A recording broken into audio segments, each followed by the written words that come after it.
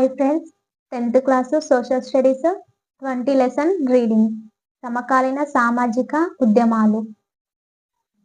ప్రజలు పెద్ద ఎత్తున పాల్గొంటున్న అనేక ఉద్యమాలను మీరు చూసి ఉండవచ్చు. ఒక సమస్యను ఎంచుకొని దాంట్లో మార్పు తీసుకురావాలన్న ఉద్దేశంతో ఆ ఉద్యమం మొదలు పెడతారు. ఇటువంటి ఉద్యమాల్లో మీరు పాల్గొని ఉండవచ్చు. వార్తాపత్రికలలో చదివిన లేదా మీరు పాల్గొన్న ఉద్యమాలను గుర్తుకు తెచ్చుకోండి. సమస్యలు ఏమిటి? దానివల్ల ఎవరు ప్రభావితులయ్యారు? వాళ్ళ కోరికలు ఏమిటి? ఉద్యమానికి నాయకత్వం ఎవరు వహించారు? ఉద్యమంలో చేరమని ప్రజలని ఎలా ఒప్పించారు? ఉద్యమం లోపల ఏవైనా అభిప్రాయ భేదాలున్నాయా? ఉద్యమం ఎలా కొనసాగింది? తన ఉద్దేశాలను అది ఎంతవరకు సాధించింది? నేపథ్యం: 20వ శతాబ్దం తొలి సగంలో ప్రపంచాన్ని యుద్ధాలు, విప్లవాలు, జర్మనీ ఫాసిజం, సోవియట్ సోషలిజం, పాశ్చాత్య ఉదారవాదం, జాతీయ విముక్తి పోరాటాలు వంటి ముఖ్యమైన ఘటనలు ప్రభావితం చేశాయి. అయితే 1950ల మధ్య నాటికి రెండవ ప్రపంచ యుద్ధం ముగియటం భారతదేశం, చైనా, ఇండోనేషియా, నైజీరియా, ఈజిప్ట్ వంటి అర్ధవలస దేశాలు స్వతంత్రం పొందటంతో ప్రపంచంలో ఒక కొత్త యుగం ఆరంభమయ్యింది. అనేక దేశాలలో ఇది ఆర్థిక ప్రగతి, సంపదల యుగంగా ఉంది. అయితే దీర్ఘకాలంగా సమాన హక్కులకు నోచని వాళ్ళు తమ హక్కులు కోరుతూ ముందుకు రావటంతో ఇది అనేక దేశాలలో లేదా సమాజంలోని వర్గాలలో ఉద్రిక్తతలు నెలకొన్న కాలం కూడా. చిత్రం 20.1 ఎలిజబెత్ ఎక్ఫోర్డ్ అన్న నల్లజాతి అమ్మాయి 1957 సెప్టెంబర్ 4న లిటిల్ రాక్ స్కూల్ ప్రవేశించటానికి ప్రయత్నిస్తున్న చిత్రం. 1960లలోని పౌర హక్కులు, ఇతర ఉద్యమాలు. ఇటువంటి ఉద్యమాలలో అత్యంత ముఖ్యమైనది అమెరికాలోని పౌర హక్కుల ఉద్యమం. పాఠశాలల్లో, బస్సులలో, బహిరంగ ప్రదేశాలలో నల్లజాతి వాళ్లను వేరుగా ఉంచటానికి, ఉద్యోగాలలో, గృహ వసతిలో, ఓటు హక్కులో సైతం వాళ్ళ పట్ల వివక్షత చూపటానికి వ్యతిరేకంగా ఆఫ్రో అమెరికన్లు లేదా నల్లజాతి అమెరికన్లు సమానత్వానికి చేపట్టిన పోరాటం ఇది. ఈ పోరాటం 1960లలో తీవ్ర దశకు చేరుకుంది. పెద్ద ఎత్తున ప్రదర్శనలు, ఊరేగింపులు, పౌర నిరాకరణ, వివక్షతతో కూడిన చట్టాలను శాంతియుతంగా ఉల్లంఘించటం. చిత్రం 20.2 మార్టిన్ లూథర్ కింగ్ జూనియర్ ప్రసంగం.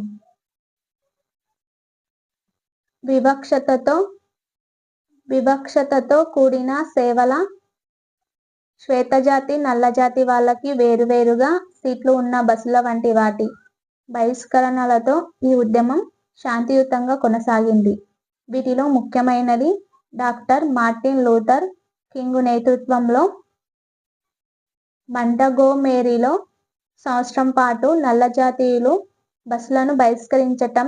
దీనివల్ల బస్సులు నడిపే కంపెనీ తీవ్రంగా నష్టపోయింది. అంతిమంగా 1956లో బస్సులలో వివక్షతను న్యాయస్థానాలు నిషేధించక తప్పలేదు. అదే సమయంలో నల్లజాతీయులకు, తెల్లజాతీయులకు వేరువేరు పాఠశాలలు ఉండటానికి వ్యతిరేకంగా బలమైన ఉద్యమం నడుస్తుంది.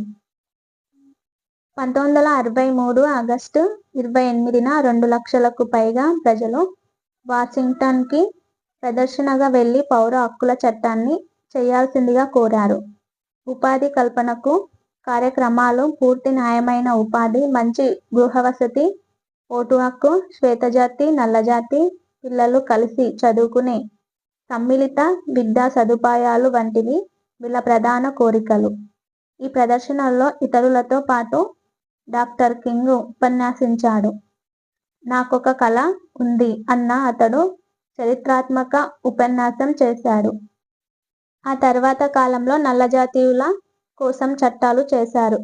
సుదీర్ఘ పోరాటం తర్వాత ఇవి సమర్థవంతంగా అమలు కాసాగాయి కూడా. సంస్కరణలు, మార్పు కోసం హింసాత్మక సామాజిక ఉద్యమాలకు ఇది ప్రపంచవ్యాప్తంగా ప్రేరణగా నిలిచింది. ఈ ఉద్యమం బలపడుతున్న క్రమంలో అనేక దృష్టికోణాలు ముందుకొచ్చాయి. శాంతియుత మార్గాల ద్వారా ప్రజలందరికీ సమానత్వం సాధించటం వీలవుతుందని, అందుకు అవసరమైన చట్టాలు ప్రభుత్వం చేసేలా చేయవచ్చని అనేక మంది డాక్టర్ కింగుతో ఏకీభవించారు. అయితే మల్కమ్ ఎక్స్ వంటి ఇతరులు అనేక మంది నల్లవాళ్లు వేరే జాతి అని, శ్వేతజాతీయుల పాలన నుంచి స్వాతంత్రం కోసం పోరాడాలని భావించారు. అధికారాన్ని చేజెక్కించుకోవటానికి సాయుధ ఘర్షణలతో సహా అన్ని మార్గాలను వినియోగించుకోవాలని వాళ్ళు భావించారు. పౌర హక్కుల ఉద్యమంలో నల్లజాతి మహిళలు అధిక సంఖ్యలో పాల్గొన్నారు. అయితే ఈ ఉద్యమంలోనూ పురుషుల ఆధిపత్యం ఉందని, తమని ఎవరు పట్టించుకోవటం లేదని వాళ్ళు భావించసాగారు. ప్రఖ్యాత వాషింగ్టన్ ప్రదర్శనలో ఒక మహిళను కూడా మాట్లాడనివ్వలేదు. మహిళల సమానత్వం కోసం మహిళలు పోరాడాలని వాళ్ళు భావించసాగారు. నాకొక కల ఉంది. 100 సంవత్సరాల క్రితం విముక్తి ప్రకటనపై సంతకం చేసిన మహనీయుడి నీడలో ఈరోజు మనం నిలబడి ఉన్నాము. అన్యాయపు మంటలో కాలిపోతున్న నల్లజాతీయులకు ఈ చరిత్రాత్మక పత్రం ఒక ఆశాదీపంలాగా కనిపించింది. కానీ 100 సంవత్సరాల తర్వాత నల్లజాతి వాళ్ళు ఇంకా స్వేచ్ఛను పొందలేదు. వివక్షత అన్న గొలుసులతోనూ, వేరు చేయటం అన్న సంకెళ్లతోనూ 100 సంవత్సరాల తర్వాత కూడా నల్లజాతీయుల జీవితం కూనరిల్లుతుంది. నా నలుగురు చిన్న పిల్లలు ఒకనాడు వాళ్ళ చర్మం రంగు బట్టి కాకుండా వాళ్ళ వ్యక్తిత్వ లక్షణాలను బట్టి అంచనా వేసే దేశంలో ఉంటారని నాకొక కల ఉంది. Doctor Martin Luther king junior. ఈ విభిన్న ధోరణులన్నీ కలిసి ఆధునిక అమెరికా చరిత్రను మలిచిన బలమైన సమానత్వ ఉద్యమాన్ని నిర్మించటానికి దోహదం చేశాయి. పౌర హక్కుల ఉద్యమ కోరికల జాబితా తయారు చేసి వాటికి మీరు సూచించే పరిష్కారాలు ఏమిటో రాయండి. ప్రజాస్వామిక దేశమని అమెరికా చెప్పుకుంటుంది. కానీ గత శతాబ్దం మధ్యకాలం వరకు కొంతమంది ప్రజలను వేరుగా ఉంచింది. భారతదేశ నేపథ్యంలో ప్రజాస్వామ్య భావన అందరినీ కలుపుకునేలా ఎలా ఉండాలో చర్చించండి.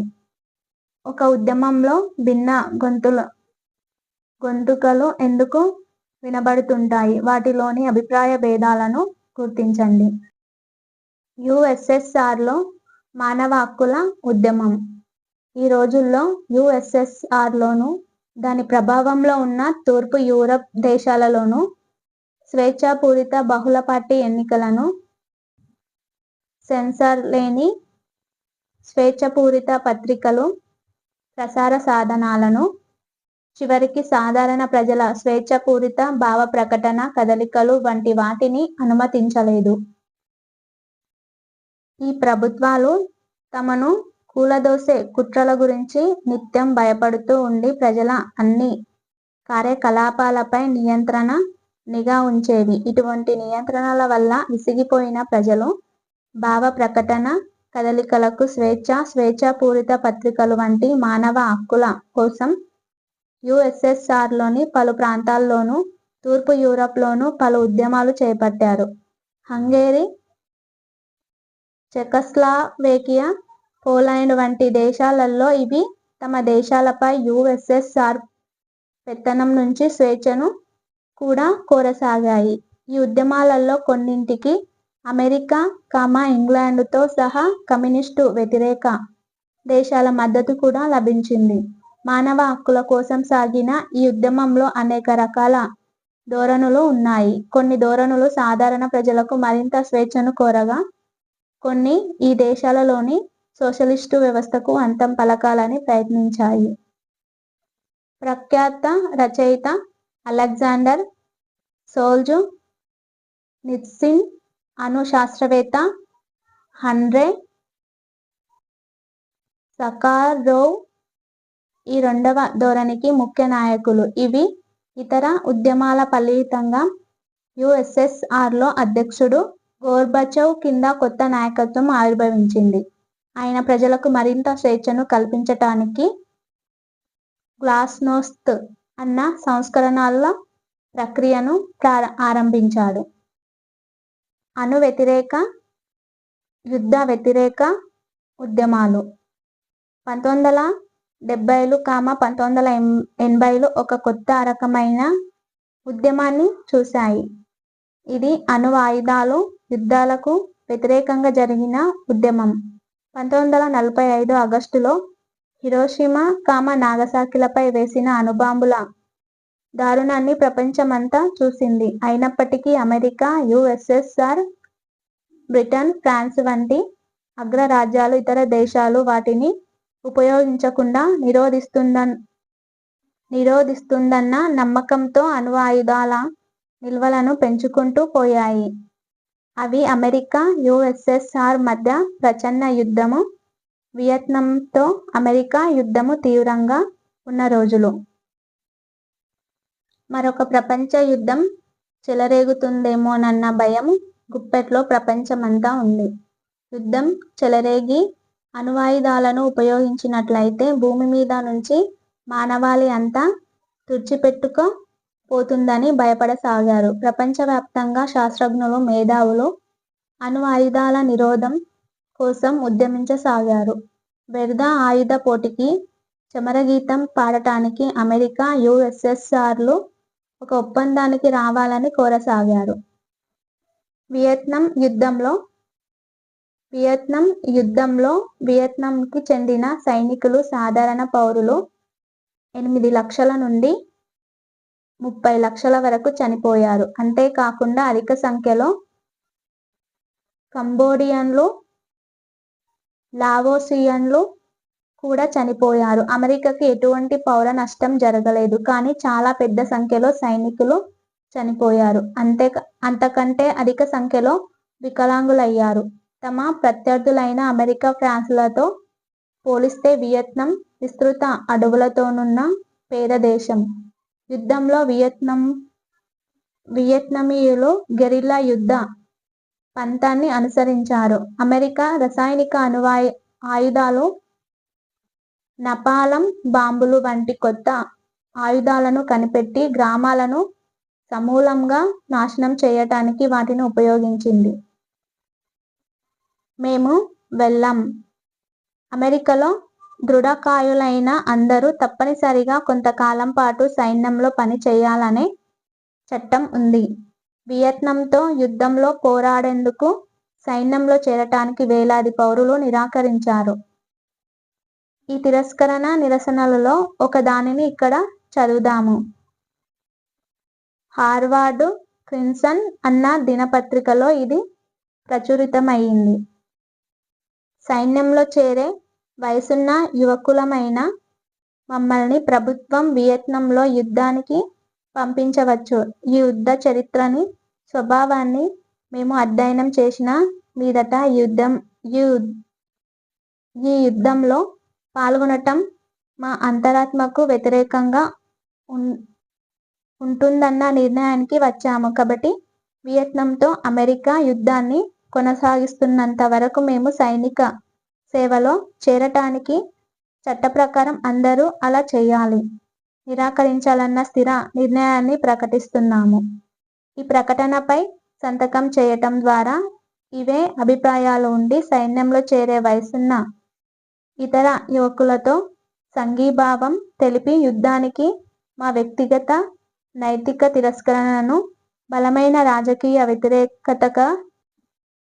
వ్యతిరేకతగా మలచాలని అనుకుంటున్నాము. వీళ్ళు దేశభక్తి లేని వాళ్ళని కొంతమంది భావించగా, అన్యాయమైన యుద్ధంలో పాల్గొనాలనుకోకపోవటం సమర్థనీయమే అని మరికొంతమంది భావించారు. ఈ రెండు దృష్టికోణాలను తరగతిలో చర్చించి మీ దృష్టికోణంతో పాటు రెండు వైపుల వాదనలను క్లుప్తంగా రాయండి. అమెరికాకు ఏమాత్రం ప్రమాదకరం కాని అమాయకమైన ప్రజలపై బాంబులు వేయటం ఎంతవరకు న్యాయమని 1970ల ఆరంభంలో వియత్నాం నుంచి తిరిగి వస్తున్న అమెరికా సైనికులలో సందేహం పెరగసాగింది. అదే సమయంలో ఎక్కడో ఉన్న వియత్నాంలో యుద్ధానికి తమ పిల్లల్ని పంపించటానికి ఇష్టపడని అమెరికన్ల సంఖ్య కూడా పెరుగుతూ వచ్చింది. దాంతో వియత్నాం యుద్ధానికి వ్యతిరేకంగా అమెరికా అంతటా ప్రజా నిరసనలు ఉప్పొంగాయి. దీనివల్ల అంతిమంగా అమెరికా 1975లో యుద్ధాన్ని ఆపేసి వియత్నాం నుంచి బయటకు వచ్చేసింది. అమెరికాకు వ్యతిరేకంగా వియత్నాం ప్రజలు చేపట్టిన ఉద్యమం విజయం కావటం ప్రపంచ వ్యాప్తంగా శాంతి ఉద్యమాలకు స్ఫూర్తిని ఇచ్చింది. వియత్నాం యుద్ధం ముగిసిన తర్వాత మరిన్ని దేశాలు అణు ఆయుధాల నిల్వలలో ఒకదానితో ఒకటి పోటీ పడటంతో అణ్వాయుధ పోటీ తీవ్ర రూపం దాల్చింది.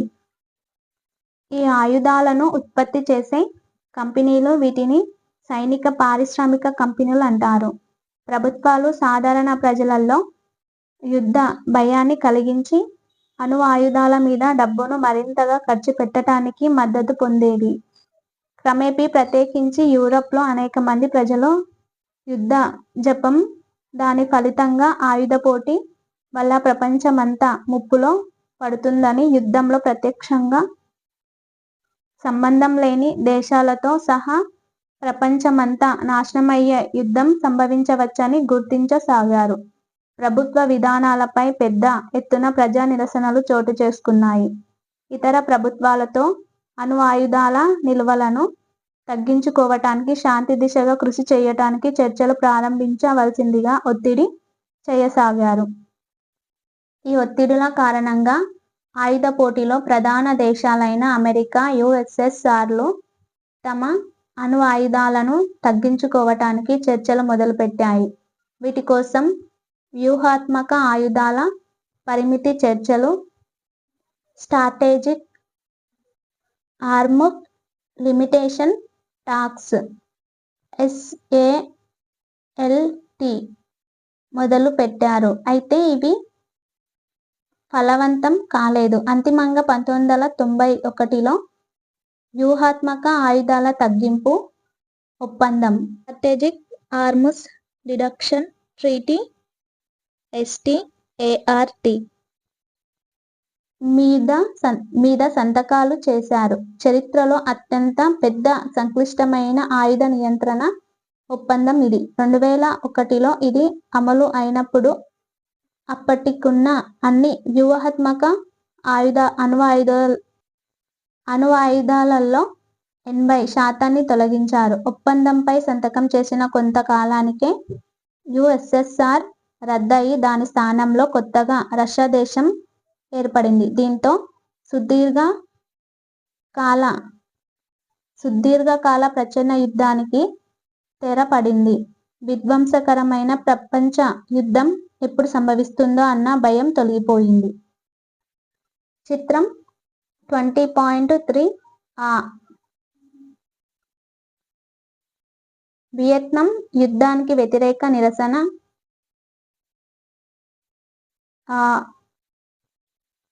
పెంటగౌ వద్ద కాపలా ఉన్న సైనికుడికి నిరసనకారులలోని ఒక మహిళ ఒక పువ్వు ఇస్తుంది. ఈ బొమ్మలలోని భావనలను చర్చించండి.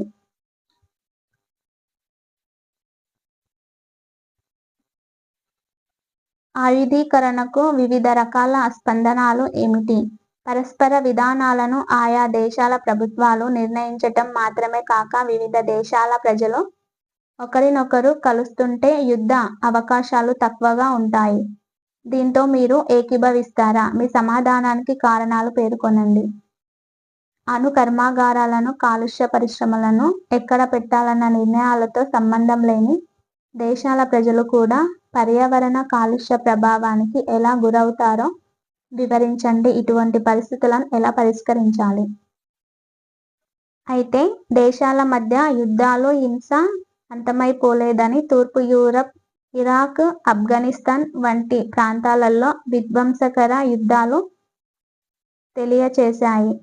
యుఎస్ఎస్ఆర్ చివరి దశలో చెర్నోబిల్లో ఉన్న అణు కర్మాగారంలో పెద్ద ప్రమాదం జరిగింది. దీనివల్ల చెర్నోబిల్లో కర్మాగార కార్మికులు పెద్ద సంఖ్యలో చనిపోయారు. అంతేకాదు యూరప్లోని అనేక దేశాలతో సహా చాలా విశాల ప్రాంతంలో అణు కాలుష్యానికి కారణమయ్యింది. దీని ప్రభావం వల్ల యుద్ధం కోసం అయితేనేమి, శాంతియుత ప్రయోజనాల కోసం అయితేనేమి అణుశక్తిని ఉపయోగించటంలోని ప్రమాదాలు ప్రజలకు తెలిశాయి. ఫలితంగా యుద్ధ వ్యతిరేక ఆందోళనలు, పర్యావరణ పరిరక్షణ ఆందోళనలు చెలరేగాయి. ప్రపంచీకరణ, నిర్వాసితులైన ప్రజలు, పర్యావరణ ఉద్యమాలు 1990ల నుంచి ప్రపంచీకరణ, నయా ఉదారవాదం అన్న పేర్లతో సంభవిస్తున్న ప్రపంచవ్యాప్త ఆర్థిక రాజకీయ మార్పుల వల్ల ఎటువంటి సదుపాయాలు లేని ప్రజల జీవితాలు తీవ్రంగా ప్రభావితమయ్యాయి.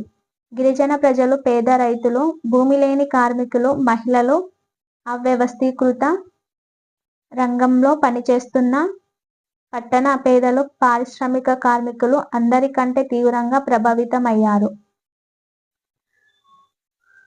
ఇటువంటి ప్రజలలో ఎక్కువ మందికి పాఠశాల చదువు, సరైన పోషకాహారం, వైద్యం అందుబాటులో లేవు. ఈ కారణంగా కొత్త ఉద్యోగులు కానీ, మంచి జీతాలు గల ఉద్యోగాలు కానీ, చట్టబద్ధ లేక రాజ్యాంగబద్ధ పరిహారాలు కానీ వీటిలోకి అందుబాటులో లేవు. గత కొద్ది దశాబ్దాలలో వాణిజ్య రైతులు, గనుల తవ్వకం సంస్థలు, ఆనకట్టల పథకాల వంటి వాటి నుంచి గిరిజనులు, నిర్వాసితులైన ప్రజలు ముప్పును ఎదుర్కొంటున్నారు.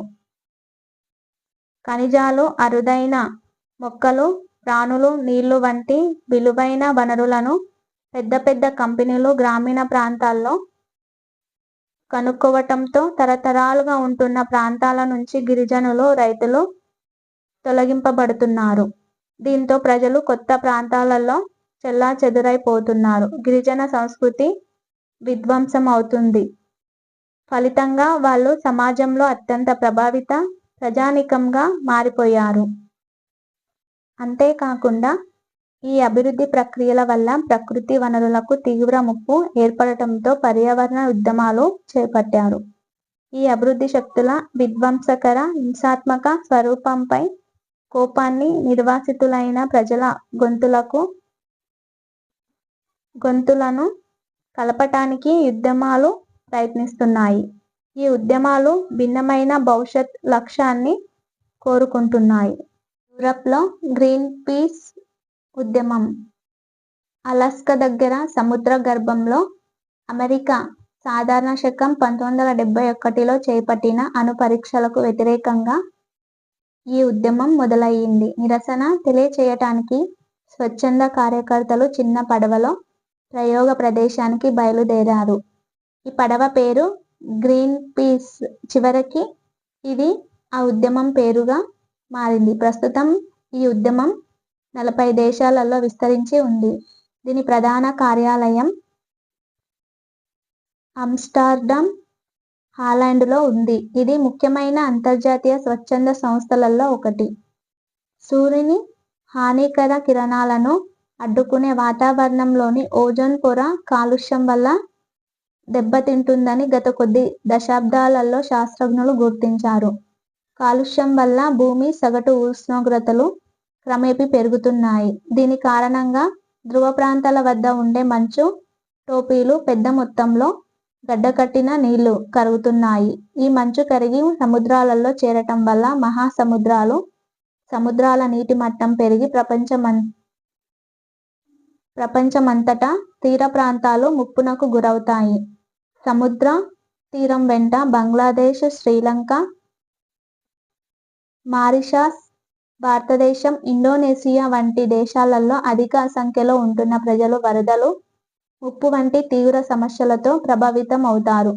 ప్రపంచం వేడెక్కటం వల్ల, వర్షపాతంలో తేడాల వల్ల అకాల వర్షాలు, అధిక వర్షాలు, కరువులు, పంటలు నష్టపోవటం వల్ల తీర ప్రాంతానికి దూరంగా ఉన్న ప్రజలు కూడా ప్రభావితం అవుతారు. ఇంకో మాటల్లో చెప్పాలంటే ప్రపంచవ్యాప్త వాతావరణ మార్పుల వల్ల వ్యవసాయ ఆధారిత ప్రజలు దేశాలు ప్రధానంగా ప్రభావితం అవుతాయి. వాతావరణ మార్పుపై పలు దేశాలలో గ్రీన్ పీస్ ఉద్యమం చేపట్టింది. అనంత వైవిధ్యతతో కూడిన జీవనాన్ని, భూమి పోషించే శక్తిని కాపాడటం దాని ఉద్దేశం. కాలక్రమంలో ఈ ఉద్యమం సుస్థిర అభివృద్ధి అన్న భావనను ముందుకు తెచ్చింది. అభివృద్ధి చెందిన, అభివృద్ధి చెందని దేశాల ప్రజలందరికీ న్యాయంగా ఉండే, పర్యావరణ రీత్యా దీర్ఘకాలం మానగలిగే అభివృద్ధిని అది కోరుకుంటుంది. భోపాల్ గ్యాస్ దుర్ఘటన సంబంధిత ఉద్యమాలు 1984లో భోపాల్లో సంభవించిన ఈ తీవ్ర దుర్ఘటన గురించి మీరు చదివి ఉంటారు. భోపాల్లోని యూనియన్ కార్బైడ్ కంపెనీ తర్వాత దీనిని డౌ కంపెనీకి అమ్మేశారు. నుంచి ఒక రాత్రి విషవాయువు వెలువడింది. దీనివల్ల వేలాది మంది చనిపోయారు. దాని ప్రభావం వల్ల ఇప్పటికీ వేలాది మంది బాధపడుతున్నారు. ప్రపంచంలోనే ఇది అతిపెద్ద పారిశ్రామిక దుర్ఘటన. మొదటి నుంచి భోపాల్ ప్రజలు 4 ముఖ్యమైన కోరికల కోసం పోరాడుతున్నారు. 1. ప్రభావితులైన వాళ్ళకి సరైన వైద్య సౌకర్యం. 2. ఆ కంపెనీ బహుళజాతి కంపెనీ కాబట్టి అంతర్జాతీయ ప్రామాణికల ఆధారంగా నష్టపరిహారం. బహుళజాతి కంపెనీ యాజమాన్యాన్ని ఈ నేరానికి బాధ్యులుగా చేయటం. చివరగా భవిష్యత్తులో ఇటువంటి దుర్ఘటనలు జరగకుండా చూడటం. గ్రీన్ పీస్ ఉద్యమం వెబ్సైట్ చూసి అది పనిచేస్తున్న అంశాల గురించి, ఎంచుకున్న పోరాట పద్ధతుల గురించి తెలుసుకోండి. ఈ ఉద్యమంపై ఉన్న చర్చలు, విమర్శల గురించి కూడా తెలుసుకోండి. చిత్రం 20.4 భోపాల్ గ్యాస్ దుర్ఘటన సంస్మరణ. వారు కొంతవరకు విజయం సాధించినప్పటికీ ప్రధాన డిమాండ్లను సాధించుటకు చాలా చేయవలసి ఉంది. భోపాల్ బాధితులకు వైద్య సదుపాయాలు అందించటానికి పెద్ద మొత్తంలో ఖర్చు పెట్టినప్పటికీ ఆ పరిణామాలచే బాధితులు ఇప్పటికీ బాధింపబడుతున్నారు. అంతర్జాతీయ ప్రమాణాల ప్రకారం మరియు అందరి బాధితులకు పరిహారం చెల్లించలేదు. ప్రభుత్వం విచారించి శిక్షించనే లేదు. ప్రస్తుతం మెరుగైన చట్టాలు ఉన్నమాట నిజమే కానీ భవిష్యత్తులో ఇటువంటి ప్రమాదాలు జరగకుండా చూడటానికి సరైన విధానాలు కానీ, తగినంత నిష్పక్షపాత తనిఖీ వ్యవస్థ కానీ లేవు. దుర్ఘటనకి కారణమైన కంపెనీ అమెరికాలో ఉండటంతో ఈ విషయంలో నిరసనలు తెలియచేయటం మరింత కష్టమయ్యింది. ఈ కంపెనీ కారణంగా ఏర్పడిన కాలుష్యం వల్ల ప్రభావితమైన ఫ్యాక్టరీ కార్మికులు, మహిళలు ఎదుర్కొంటున్న సమస్యలపై పోరాటం చేయటానికి అంతర్జాతీయ చట్టాలను ఉపయోగించుకోవాల్సి వస్తుంది. లండన్లో జరుగుతున్న ఒలింపిక్స్ క్రీడలకు డౌ కంపెనీ స్పాన్సర్ చేయటానికి వ్యతిరేకంగా ప్రపంచవ్యాప్తంగా ప్రజలు సంతకాలు చేస్తున్నారు. ఈ విధంగా ఈనాటికి ఈ విషయం మీద ప్రజలను సమీకరిస్తున్నారు. ఒలింపిక్స్ సంఘం డౌ కంపెనీకి మధ్య అనైతిక సంబంధాన్ని ప్రపంచ వ్యాప్తంగా అనేక సంస్థలు ఎత్తి చూపుతున్నాయి. పర్యావరణ ఉద్యమాలు.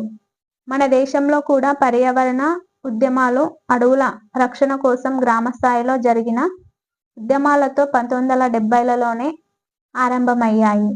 వీరు 11వ అధ్యాయంలో చదివిన చిప్కో ఆందోళన ఇటువంటి ఉద్యమాల్లో ఒకటి. నర్మదా నదిపై ఆనకట్టలకు వ్యతిరేకంగా ఉద్యమాలు. 1950లలో భారతదేశ ప్రణాళికాబద్ధ అభివృద్ధిలో బహుళార్థక సాధక పెద్ద ఆనకట్టలను కట్టటం ఒక భాగం. ఇలా కట్టిన ఆనకట్టలలో కొన్ని బాక్రానంగల్, హీరాకుడ్, నాగార్జున సాగర్. మొదట్లో ప్రజలు ఆనకట్టలను అద్భుతమైన నిర్మాణాలుగా పరిగణించారు.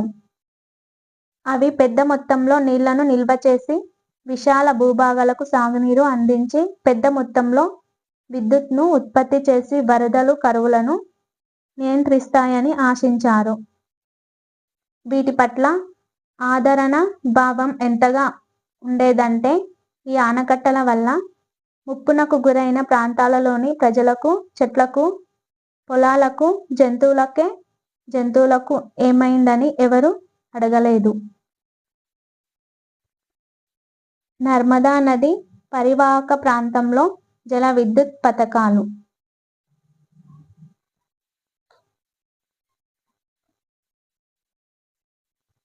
ఈ ఆనకట్టల నిర్మాణంలో కోల్పోయిన విశాలమైన సారవంత భూభాగాల గురించి, నష్టపోయిన చెట్లు, జంతుజాలం గురించి, నిర్వాసితులైన ప్రజల గురించి ఎవరు పట్టించుకోలేదు. నిర్వాసితులైన ప్రజలు వెళ్ళటానికి ఎక్కడ చోటు లేదు.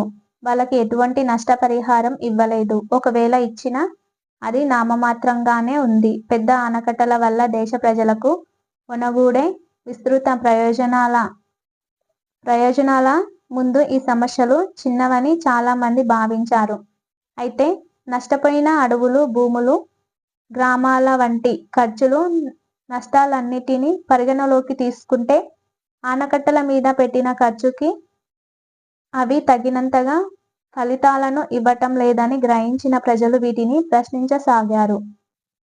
ఆనకట్టలకు చాలా పెద్ద మొత్తంలో ఖర్చు అవుతుంది. నిర్మాణంలో ఆలస్యం వల్ల, ధరల పెరుగుదల వల్ల ఈ ఖర్చు ఇంకా విపరీతంగా పెరిగిపోతుంది. అంతేకాకుండా ఇవి ముందుగా ఆశించినంత విస్తీర్ణానికి సాగునీటిని అందించవు, అనుకున్నంత విద్యుత్ను ఉత్పత్తి చేయవు. ఆనకట్టల్లో నిల్వ చేయగలిగిన నీటి మొత్తం ఇంజనీర్లు అంచనా వేసిన దానికంటే తక్కువగా ఉండటం వల్ల ఇలా జరుగుతుంది. భారతదేశ చరిత్రలోనే నర్మదా నదిపై అత్యంత పెద్దదైన, చిన్నవైన నదీలోయ పథకాల నిర్మాణాన్ని చేపట్టాలని ప్రభుత్వం ప్రతిపాదించటంతో ఈ సమస్యలన్నీ ముందుకొచ్చాయి. ఈ పథకం వల్ల నిర్వాసితులయ్యే ప్రజలు కేవలం భూములున్న వాళ్ళకే కాకుండా అక్కడ ఉంటున్న వాళ్ళందరికీ న్యాయమైన నష్టపరిహారం చెల్లించాలని కోరసాగారు. అంతేకాకుండా ఆనకట్ట వల్ల ముప్పునకు గురైన అడవులకు బదులుగా అటవీ పెంపకాన్ని చేపట్టాలని, భూమి కోల్పోయిన వాళ్ళకి బదులుగా భూమి ఇవ్వాలని, సరైన పునరావాసం కల్పించాలని కోరసాగారు. అయితే త్వరలోనే ప్రజలు 2 విషయాలు గుర్తించారు. కోల్పోయిన భూమికి నష్టపరిహారంగా ఇవ్వటానికి తగినంత భూమి లేదు. నిర్వాసితులైన ప్రజలందరికీ సరైన పునరావాసం కల్పించడం సాధ్యం కాదు. అంతేకాకుండా ఇది నష్టపరిహారం పునరావాసానికి సంబంధించిన సమస్య కాక అభివృద్ధికి సంబంధించిన లోపభూయిష్ట దృక్పథమని ప్రజలు గుర్తించసాగారు. ఈ రకమైన అభివృద్ధి వ్యవసాయాన్ని, గిరిజన ప్రజలను పణంగా పెట్టి పరిశ్రమలు, వాణిజ్య వ్యవసాయ క్షేత్రాలను ఏర్పాటు చేయటం, సహజ వనరులను సుస్థిరం కాని పద్ధతులలో వినియోగించటం పైన ఆధారపడి ఉంది. ఇది పేద రైతులు, గిరిజనుల జీవన ప్రమాణాన్ని ఏ రకంగానూ మెరుగుపరచకుండా వాళ్ళని నైపుణ్యం లేని కూలీలుగా మారుస్తుంది. ఈ ఉద్యమ నాయకులు ఈ ఆనకట్టల నిర్మాణాన్ని వ్యతిరేకించసాగారు. 11వ అధ్యాయంలో మీరు బావా మహాలియా గురించి చదివారు. నర్మదా లోయ ఆనకట్టకు వ్యతిరేకంగా చేపట్టిన ప్రజా ఉద్యమమైన నర్మదా బచావో ఆందోళన్లో అతడు కూడా భాగస్వామి. మొదట ప్రపంచ బ్యాంకు నుంచి తీసుకున్న అప్పుతో సర్దార్ సరోవర్ ఆనకట్టను నిర్మించాలని అనుకున్నారు. తీవ్ర నిరసనలు, ప్రజల సమీకరణ, ప్రదర్శనలు, నిరాహార దీక్షలు, అంతర్జాతీయ ఉద్యమాల తర్వాత ప్రపంచ బ్యాంకు దీనికి నిధులు సమకూర్చకూడదని నిర్ణయించుకుంది. చిత్రం 20.5 నిర్వాసితులు కావటానికి వ్యతిరేకంగా నర్మదా లోయలో నిరసన ప్రదర్శన. సర్దార్ సరోవర్ ఆనకట్ట నిర్మాణాన్ని ఆపటంలో నర్మదా బచావో ఆందోళన్ విఫలమైనప్పటికీ అందరూ అభివృద్ధి స్వభావం గురించి ఆలోచించేలా చేయటంలో అది విజయం సాధించింది. అది పేదవాళ్ళ ప్రయోజనాల కోసమా లేక ధనికులు, శక్తిమంతుల కోసమా అని ఆలోచింపచేసింది. ప్రకృతిలో పెద్ద ఎత్తున జోక్యం చేసుకుంటూ కట్టే పెద్ద పెద్ద ఆనకట్టల ప్రయోజనాల గురించి కూడా అందరూ ఆలోచించేలా అది చేసింది. ఇటువంటి అభివృద్ధి కారణంగా నిర్వాసితులైన ప్రజలకు తగినంత గౌరవప్రదమైన నష్టపరిహారం చెల్లించే దిశలో ప్రభుత్వం ఆలోచించేలా చేసింది. నర్మదా బచావో ఉద్యమంలో అనేక ధోరణులు కలుగచేసి ఉన్నాయి. ఇవి మూలవాసి ప్రజల ఉద్యమం, నయ ఉదారవాద విధానాలకు వ్యతిరేకంగా ఉద్యమం, పట్టణీకరణకు, ఆనకట్టలు, పరిశ్రమలు, గనులు వంటి వాటి కోసం భూములు లాక్కోబడుతున్న నేపథ్యంలో తమ భూములను కాపాడుకోవటానికి రైతులు చేస్తున్న ఉద్యమాలు వంటివి. రైతులను, గిరిజనులను నిర్వాసితులను చేయకుండా కర్మాగారాలు కట్టటం, గనుల తవ్వకం, విద్యుత్ ఉత్పత్తి కేంద్రాలను చేపట్టటం సాధ్యం కాదా? ఇటువంటి ప్రత్యామ్నాయాలు ఉన్నాయి. ఈ అంశాలపైన మీ ఇంటిలోనూ పాఠశాలల్లోనూ చర్చించండి. భారత పర్యావరణ పరిస్థితి 1980లో విజ్ఞాన శాస్త్రం పర్యావరణ కేంద్రం centre for science and environment అన్న దానిని అనిల్ అగర్వాల్ స్థాపించాడు. భారతదేశంలోని అభివృద్ధి పర్యావరణ అంశాలపై అధ్యయనం చేసి వాటి పట్ల అవగాహన కలిగేలా చేయటం దీని ఉద్దేశం. భారతదేశ పర్యావరణ స్థితిపై పౌరులు నివేదికలు 1982 అన్న ప్రఖ్యాత ప్రచురణతో అది మొదలుపెట్టింది. ఈనాడు దేశం ఎదుర్కొంటున్న పర్యావరణ సమస్యలకు సమగ్రమైన సూచికల కోసం ఈ నివేదికలు ఉపయోగపడుతున్నాయి. అది చేస్తున్న పని అధ్యయనం చేసిన సమస్యల గురించి మరింత తెలుసుకోవటానికి దాని వెబ్సైట్ను చూడండి. సైలెంట్ వ్యాలీ ఉద్యమం 1973 నుండి 1985. కేరళలోని పశ్చిమ కనుమలలోని సైలెంట్ వ్యాలీ నిశ్శబ్ద లోయలో ప్రవహిస్తున్న 2 నదులపై ఆనకట్టలు నిర్మించాలని ప్రతిపాదించినప్పుడు వీటి వల్ల ఆ లోయలో ఉన్న అరుదైన జంతువులు, మొక్కలు అంతరించిపోతాయని విద్యావంతులైన అనేక మంది గ్రహించారు. ఈ అరుదైన జాతులలో ఒక రకమైన కోతి అయిన సింహపు తోక కోతి, లయన్ టెయిల్డ్ మకాక్ ఒకటి క్రమేపీ సైలెంట్ వ్యాలీకి మద్దతుగా ఆనకట్టలకు వ్యతిరేకంగా పెద్ద ఉద్యమం ఏర్పడింది. ప్రజలలో విజ్ఞాన శాస్త్ర ప్రచారానికి విద్య కోసం పనిచేస్తున్న కేరళ శాస్త్ర సాహిత్య పరిషత్ KSSP రాష్ట్ర వ్యాప్తంగా ప్రజలను సమీకరించింది. ప్రాజెక్టు ప్రాంతంలో చెట్లను నరకటానికి వ్యతిరేకంగా ఆ సంస్థ కోర్టుకు వెళ్ళింది. దాంతో కేరళ హైకోర్టు చెట్ల నరకటాన్ని ఆపేసింది. తీవ్ర నిరసనల నేపథ్యంలో చివరికి ప్రభుత్వం ఆనకట్టల నిర్మాణాన్ని విరమించుకొని సైలెంట్ వ్యాలీని 1985లో జాతీయ పార్కుగా ప్రకటించింది. చిత్రం 20.6 అక్కడ అడవిలో కీచురాళ్ళు లేవు, అందుకే ఈ అడవి నిశ్శబ్దంగా ఉంటుంది. సింహపు తోకకోతి ఇంకా అనేక ఇతర పురుగులు, పక్షులు ఈ లోయకి ప్రత్యేకమైనవి. మేధా పాట్కర్తో ముఖాముఖి. నర్మదా బచావో ఆందోళన నాయకులైన మేధా పాట్కర్ ఒక ఇంటర్వ్యూలో ఆ సంస్థ గురించి ఇలా చెప్పారు.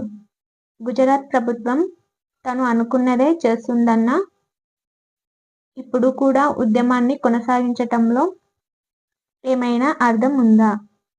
లక్ష్యాలను చేరుకునేదాకా పోరాటం ముగియదు.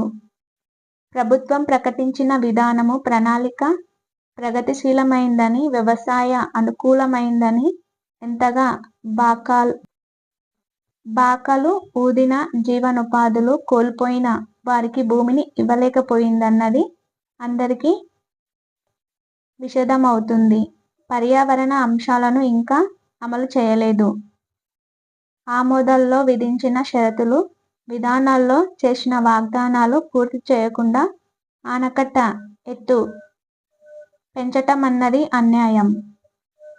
ప్రకృతి ఆధారిత ప్రజల ఆవాసాలను ముప్పునకు గురిచేసి తీవ్ర సామాజిక, పర్యావరణ, ఆర్థిక ఖర్చుతో సాధించిన అభివృద్ధి కొంచెం కూడా కచ్చు ప్రాంతంలో నిజంగా అవసరమైన ప్రజలకి కాకుండా గుజరాత్లోని పెద్ద పట్టణాలకు, కార్పొరేట్ సంస్థలకు వెళ్తుందని ప్రపంచానికి తెలియచేయటానికి కూడా ఉద్యమం కొనసాగించవలసిన అవసరం ఉంది. ఇటువంటి అభివృద్ధి విధానం మారాలని నర్మదా బచావో ఆందోళన్ పోరాడుతుంది.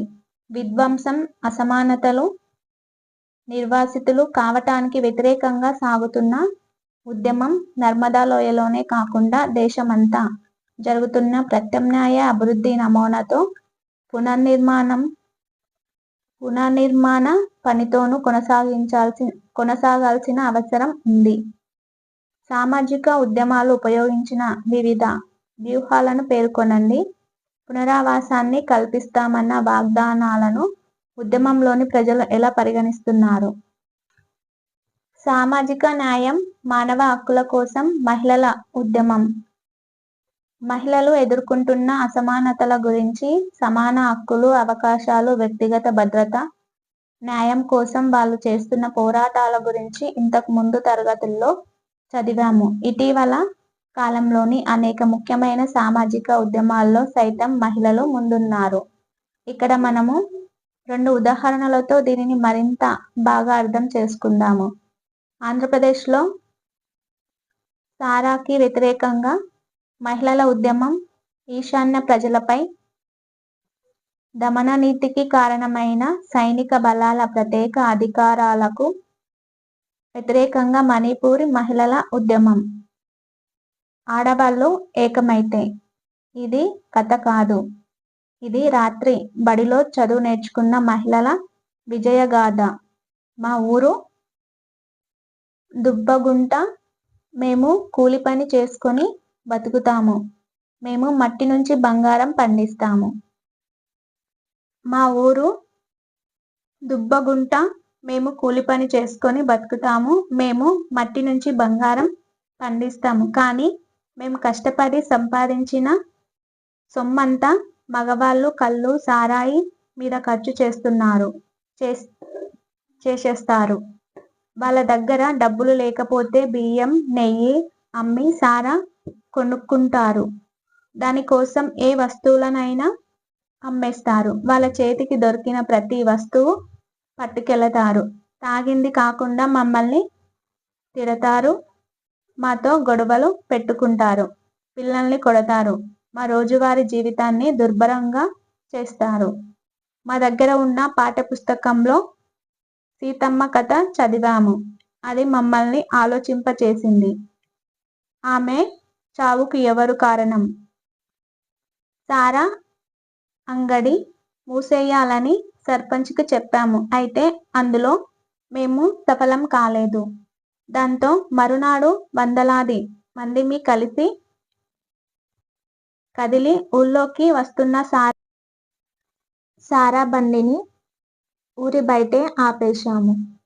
సారా పారబోయమని బండి యజమానికి చెప్పాము. అతడికి జరిగిన నష్టానికి ఒక్కొక్కరం ఒక్కొక్క రూపాయి ఇస్తామని చెప్పాము. అతడు భయపడిపోయాడు. ఆ రోజు నుంచి మా ఊళ్ళోకి సారా బండి రాలేదు. ఒకరోజు సారాతో ఒక జీపు ఊళ్ళోకి వచ్చింది. మేము దానిని చుట్టుముట్టి మెజిస్ట్రేట్కి ఫిర్యాదు చేస్తామని యజమానిని హెచ్చరించాము. అతడు వణికిపోయాడు. ఊళ్ళో దుకాణాన్ని మూసేశాడు. దాంతో మా ఆత్మవిశ్వాసం పెరిగింది. విద్య వల్లనే ఈ విజయం సాధ్యమైందని మేము గుర్తించాము.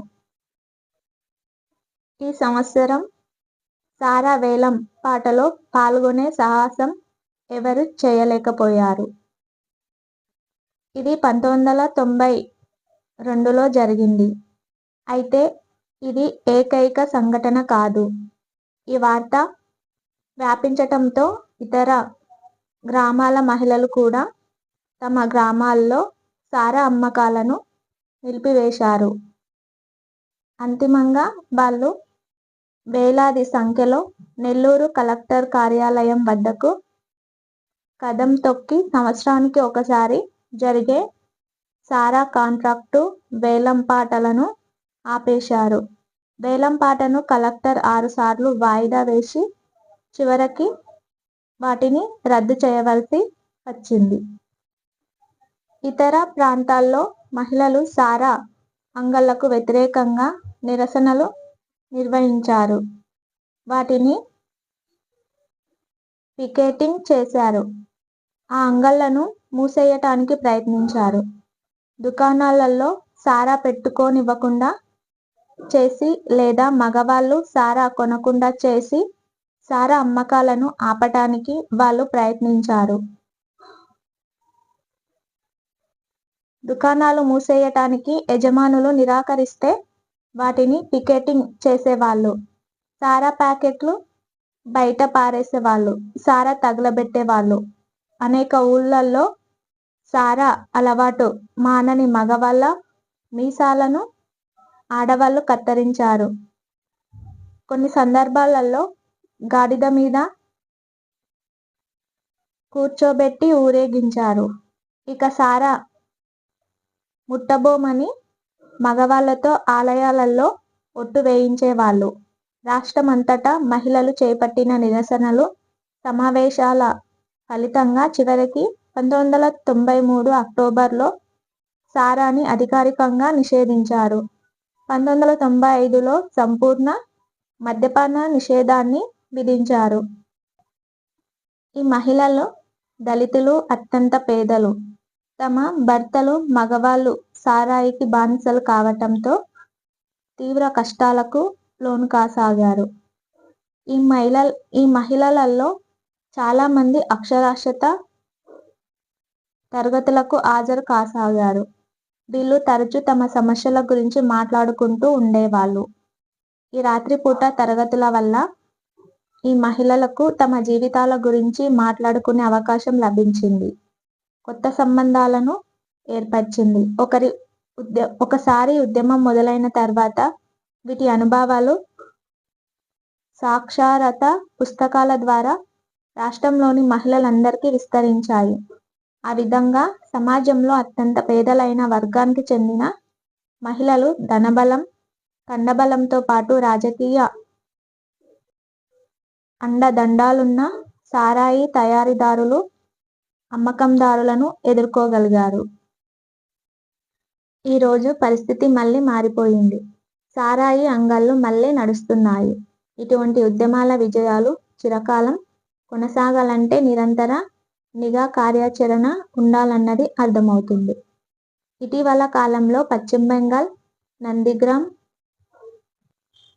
నందిగ్రామ్, ఒడిశా, నియమగిరి, ఆంధ్రప్రదేశ్, పోలవరం, సోంపేట మొదలైనవి లో జరిగిన ఇటువంటి పోరాటాల గురించి మరింత తెలుసుకోండి. ఈ పోరాటాల్లో ముఖ్యమైన అంశాలను వివరిస్తూ ఒక పోస్టర్ తయారు చేయండి.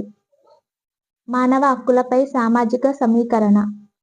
తమ చర్యలపై చట్టబద్ధ సమీక్ష లేకుంటే అంటే సైనిక దళాల చర్యలను కోర్టులో సవాలు చేయలేము. ప్రజలను అణిచివేయటానికి సాయుధ దళాలకు అధికారులు ఇచ్చే చట్టాలకు వ్యతిరేకంగా ఈశాన్య భారతంలోని మణిపూరి మహిళలు ఎట్లా పోరాడారో తెలుసుకుందాము. మానవ హక్కులలోని కొన్ని అధికరణాలు కింద ఉన్నాయి. ఈ భాగాన్ని 2 సార్లు చదవండి.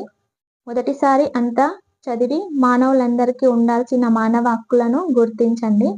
తర్వాత కింద ఇచ్చిన మానవ హక్కుల ఉల్లంఘన గురించి ఏ పేర ఏ వాక్యంలో ఉందో గుర్తించండి. ప్రతిదానికి దొరకకపోవచ్చు, దానిని ఖాళీగా ఉంచేయండి. అధికరణం 3 ప్రతి ఒక్కరికి జీవితం, స్వేచ్ఛ, వ్యక్తిగత భద్రతలకు హక్కు ఉంది. పేర వాక్యం. అధికరణం 5. ఎవరిని హింసకు లేదా క్రూర, అమానవీయ, అవమానకర వ్యవహారానికి లేదా శిక్షకు గురి చేయకూడదు. అధికరణం 7. చట్టం ముందు అందరూ సమానులే. ఎటువంటి వివక్షతకు లోను కాకుండా అందరికీ చట్టం ద్వారా సమాన రక్షణ లభించాలి. ఈ ప్రకటనకు భంగం కలిగిస్తూ వివక్షతకు గురికాకుండా అందరికీ సమాన రక్షణ లభించాలి. ఇటువంటి వివక్షతకు రెచ్చగొట్టబడటం నుంచి కూడా రక్షణ లభించాలి. అధికరణం 9. ఎవరిని అకారణంగా అరెస్టు చేయకూడదు, నిర్బంధించకూడదు, బహిష్కరించకూడదు. అధికరణం 10.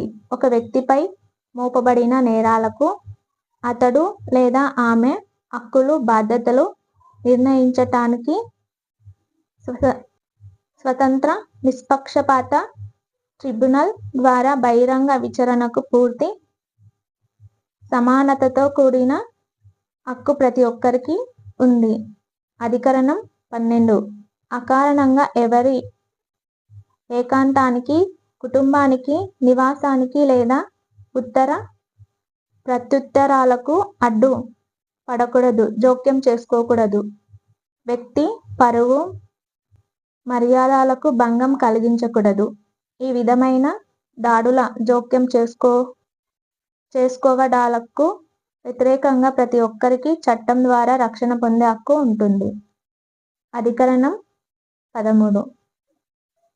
1. దేశ సరిహద్దులకు లోబడి ప్రతి ఒక్కరికి స్వేచ్ఛగా సంచరించే హక్కు, నివాసం ఏర్పరచుకునే హక్కు ఉంటుంది. 2. ప్రతి ఒక్కరికి సొంత దేశంతో సహా ఏ దేశాన్నైనా వీడే హక్కు, తిరిగి సొంత దేశానికి చేరే హక్కు ఉంటాయి. చారిత్రక నేపథ్యం. మణిపూర్ ప్రస్తుతం 2 విలక్షణ భౌగోళిక ప్రదేశాలను కలిగి ఉంది. 1 కొండలు, 2 లోయలు. స్వాతంత్రానికి ముందు లోయ ప్రాంతాలు రాచరిక పాలనలో ఉండగా, కొండ ప్రాంతాలు ప్రధానంగా గిరిజన ప్రజలతో కొంత స్వయం ప్రతిపత్తితో ఉండేవి. 1891లో బ్రిటిష్ వాళ్ళు ఈ ప్రాంతంపై తమ నియంత్రణను సాధించారు. అయినప్పటికీ రాజుని పరిపాలించనిచ్చారు. మణిపూర్ రాజ్యాన్ని భారతదేశంలో విలీనం చేస్తూ రాజు 1949లో భారతదేశంతో ఒప్పందంపై సంతకం చేశారు. ఈ ఒప్పందంతో అనేక తెగలు విభేదించాయి. తాము స్వయం ప్రతిపత్తితో జీవించామని, తాము భారతదేశంలో భాగం కావటానికి అంగీకరించబోమని వాదించసాగారు. భారతదేశంలో విలీనం కావటానికి వ్యతిరేకించిన వాళ్లను నియంత్రించటానికి భారత ప్రభుత్వం సైన్యాన్ని పంపించింది. శాంతి భద్రతలను నెలకొల్పటానికి చేసిన చట్టాలలో ఒకటి సాయుధ దళాల ప్రత్యేక అధికారాల చట్టం. 1958 దేశ విద్రోహ చర్యలలో పాల్గొంటున్నారన్న అనుమానం వస్తే ఆ వ్యక్తిని అరెస్టు చేయటానికి లేదా కాల్చి చంపటానికి భద్రతా సిబ్బందికి ఈ చట్టం అధికారాన్ని ఇస్తుంది. ఈ చట్టంలోని అంశాలు దుర్వినియోగమయ్యాయని, అమాయకులైన వ్యక్తులు తరచూ వేధింపులు, హింసకి గురయ్యారని, చంపబడ్డారని ఆరోపణలు ఉన్నాయి. అంతేకాకుండా సాయుధ దళాలు మహిళలను దోపిడీ, అత్యాచారాలకు గురిచేశాయన్న ఆరోపణలు కూడా ఉన్నాయి. దేశ విద్రోహ చర్యలలో పాల్గొంటున్నారన్న అనుమానంతో తమ కొడుకులను, భర్తలను నిర్బంధించి హింసిస్తున్నారన్న భయం కూడా మహిళలుగా, తల్లులుగా వీళ్లకు ఉండేది. తల్లులు, కూతుర్లు స్వయంగా లైంగిక అత్యాచారానికి గురవుతున్నారు. ఇలా అత్యాచారానికి గురైన కొంతమంది మహిళలు ఆత్మహత్యలు చేసుకుంటున్నారు. తంగజం మనోరమ అనే 32 ఏళ్ల మహిళ నిర్బంధంలో చనిపోయినప్పుడు ఇది అందరి దృష్టిని ఆకర్షించింది. దీనికి వ్యతిరేకంగా పెద్ద ఎత్తున నిరసన ప్రదర్శనలు జరిగాయి. మైరా పైబీ ఉద్యమం. మైటై భాషలో మైరా పైబీ అంటే కాగడాలు పట్టుకున్న వాళ్ళు అని అర్థము.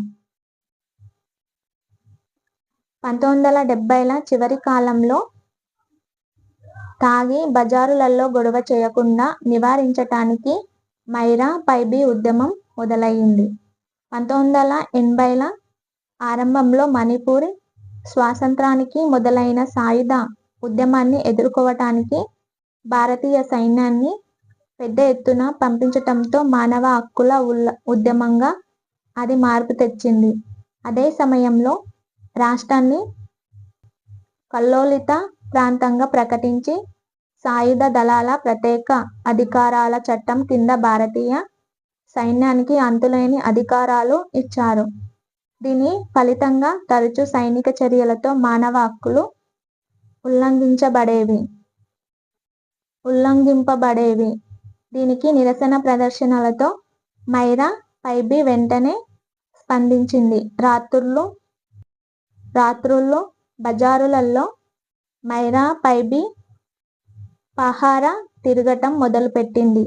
గ్రామాలు, పట్టణాలలోని వార్డులలోని మహిళలు రోజూ ఈ పహారాలో పాల్గొనేవాళ్ళు. అయితే వీళ్ళ చేతుల్లో ఎటువంటి ఆయుధాలు లేకుండా కర్రకు గుడ్డ చుట్టి కిరోసిన్తో తడిపి వెలిగించిన కాగడాలు మాత్రమే ఉండేవి. ప్రజాశాంతికి భంగం, ముప్పు కలగకుండా మహిళా బృందాలు ప్రతి రాత్రి ప్రతి వార్డులో ప్రతి కూడలిలో కూర్చుంటారు. కొంత శాంతియుత సమయాల్లో కొంతమంది మహిళలే వంతుల ప్రకారం పహారా ఉంటారు. కానీ ఉద్రిక్తతలు తీవ్రంగా ఉన్న తరుణంలో పెద్ద సంఖ్యలో మహిళలు కాపలా ఉంటారు. వీళ్ళు ఉద్యమకారులు కాదు. వీళ్ళకి రాజకీయ ఆకాంక్షలు ఏమీ లేవు. ప్రజల భద్రత, సంక్షేమానికి బాధ్యతను తమ చేతుల్లోకి తీసుకున్న చిత్రం 20.8 ప్రదర్శనలో పాల్గొంటున్న మైరా పైబీ మహిళలు.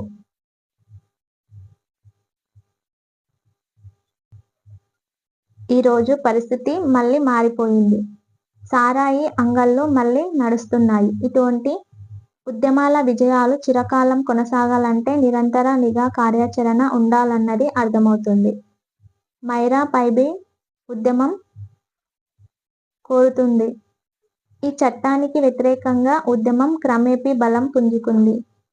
ఎన్నికలను బహిష్కరించటం నుంచి రీలే నిరాహారదీక్షల వరకు తమ వ్యతిరేకతను అనేక రూపాలలో వెల్లడించారు. వీటిలో ఒక ఉదాహరణ ఇరోం షర్మిల.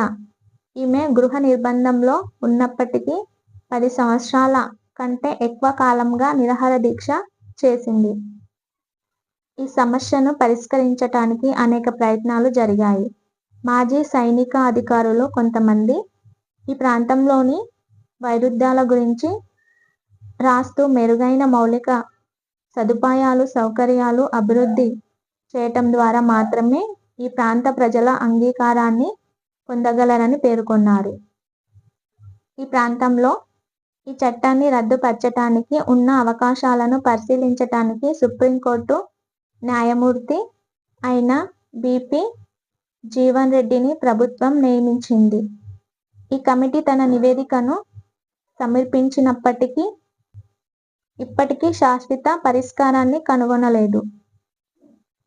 సామాజిక ఉద్యమాలన్నిటిలోని సారూప్య అంశాలు పర్యావరణం, మానవ హక్కులు అన్న సరిహద్దులను చెరిపేస్తూ సామాజిక ఉద్యమాలు అనేక అంశాలను లేవనెత్తాయి. వాళ్ళ వాదనలు ఈ వివిధ సూత్రాల నుంచి పుట్టుకొచ్చాయి. మహనీయ లూథర్ కింగ్లు మానవ హక్కుల ఆదర్శాలతో పాటు పర్యావరణం, సమానత్వాలకు సంబంధించిన అంశాలను కూడా లేవనెత్తారని మీరు గమనిస్తారు. కొన్ని సందర్భాలలో తమపై రుద్దిన మార్పులను ఈ ఉద్యమాలు ప్రతిఘటించాయి. మార్టిన్ లూథర్ కింగ్, మైరా పైబీ వంటి కొన్ని ఉద్యమాలు మార్పులను కోరుకున్నాయి. సామాజిక ఉద్యమాలు సాధారణంగా రాజకీయ పార్టీలకు దూరంగా ఉండి ఒక ఆశయం కోసం కలిసి పనిచేస్తాయి. దాంట్లో పాల్గొంటున్న వాళ్ళు వివిధ రాజకీయ పార్టీలకు చెందిన వాళ్ళు కావచ్చు. తరచూ ఈ ఉద్యమాల కార్యక్రమాలను భూస్వామ్య, ప్రజాస్వామిక పద్ధతుల్లో రూపొందిస్తారు. దేశంలో వెల్లునుకొని ఉన్న రాజకీయ వ్యవస్థలు తమ ఆశలను పూర్తి చేయనప్పుడు లేదా పోరాడే అంశం ఉన్నప్పుడు సామాజిక ఉద్యమాలు తలెత్తుతాయి. కీలక పదాలు: పౌర హక్కులు,